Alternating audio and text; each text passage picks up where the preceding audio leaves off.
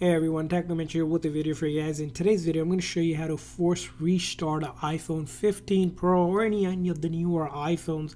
If for some reason you're having any issues, it's frozen, stuck, this method will fix any of that and it will not delete any of your data.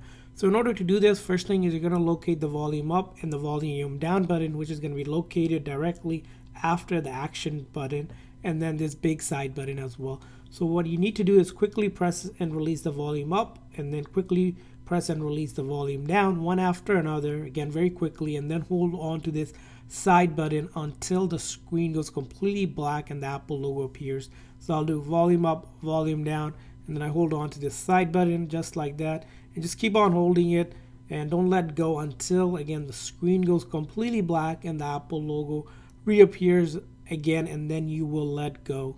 So here I'm holding it down still and I let go after I see the Apple logo.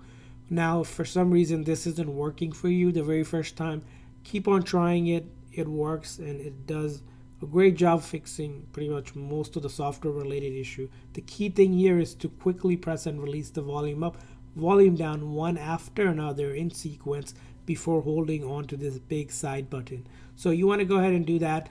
And for some reason, if you did it and it's not working, you can keep on trying it. Again, this method will not delete any of your data on your iPhone. All of your photos, videos, apps will be on your phone. So try again, volume up, volume down, and then hold on to it. Sometimes you need to do this a few times to fix any, again, issue that you're having with your iPhone. This is Apple's #1 recommended solution to fix, again, most software related issue. So as you can see, I'm doing it again one more time. I see the Apple logo, I let go.